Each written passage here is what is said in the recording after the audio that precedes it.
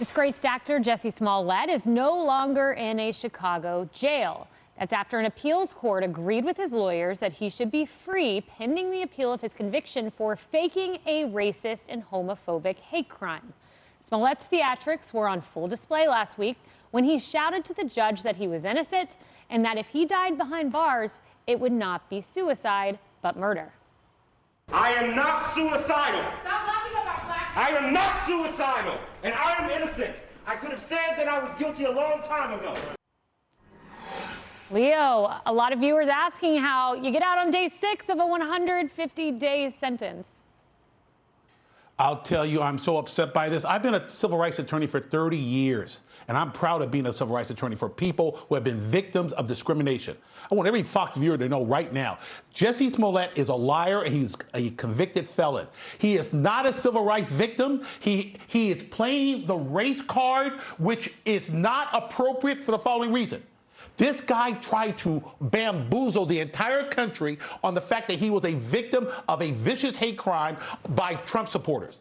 And for anyone to support him other than his family and his lawyers who are being paid, you are being naive and blinded by the facts. Let me be very clear about this. For anyone, Kaylee, to mention Emmett Till, I'm not going to mention her name, Taraji P. Henson, that Jussie Smollett is in the same category as Emmett Till. How embarrassing, how insulting for people who gave their lives for the civil rights movement, for Jussie Smollett to make $2 million a year and then fall on the race card. I mean, this is embarrassing. Yeah, Leo, embarrassing.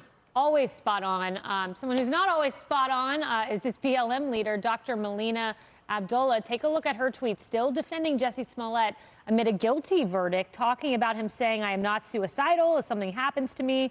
She says, "Raised fist back, brother. Folks on the inside, please protect our folks." Well, he got out on day 6, Emily.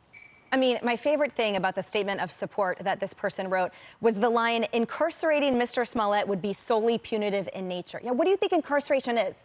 It's a deterrent and it's punitive for people that do bad things. And when someone is convicted of multiple felonies, as Leo said, that's what happens. That is the price you pay. She went on to say, in her infinite incendiary wisdom emanating out of, by the way, LA, this is a Hollywood person. Right. This is not someone that lives in Chicago. She said, or reality. Exactly. She said, Chicago police consistently demonstrate that they are among the worst of the worst. She said, police lie, and Chicago police lie especially. And she went on to say that she's going to work toward the abolition of police. And she said, we will continue to love and protect one another, wrap our arms around each other, and do the work to usher in Black freedom and, by extension, freedom for everyone else. But apparently that doesn't include cops. Are cops not everyone else? Are they not people? So this is someone that continues to advocate, frankly, for violence, who continues to advocate for the war on cops that has resulted in a triple-digit spike in police ambush around the country. When we see cops being vilified on the streets, verbally, physically, and also in legislation,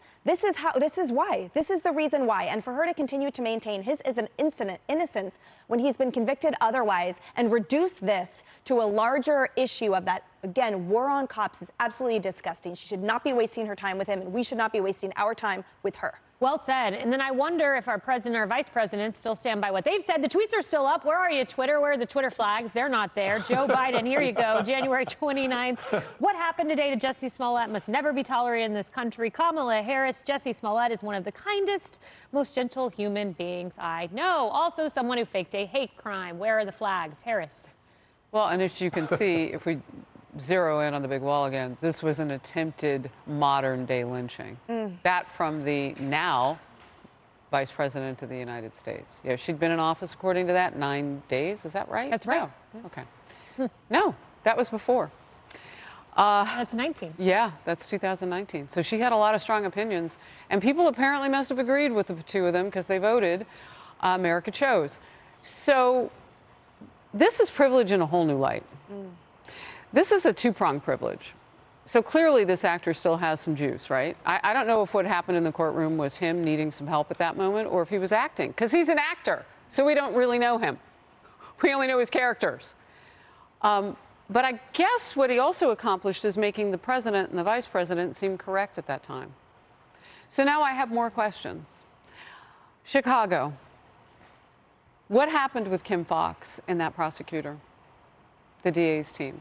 What was going on there? I have so many questions. And was Jussie Smollett involved in any way in perpetrating something bigger? Something that was like a woke moment gone awry? We don't know, and we may never know. But it bears asking the questions because tax dollars were spent, and we as a public were manipulated. Yeah, we were. Cheryl. Yeah, look, all I'm going to say here, Jussie Smollett, I'm just disappointed. What a missed opportunity. He could have taken his value as an entertainer, a singer, an actor, and his fame and done something good for civil rights in this country. You know, look at what Aretha Franklin did with her life, the Queen of Soul. She furthered the movement. She showed up and she made a difference. What an absolute waste of this entertainer. Yeah, I just watched the movie Respect. Great movie about Aretha Franklin if you haven't seen it. We're outnumbered in just a moment.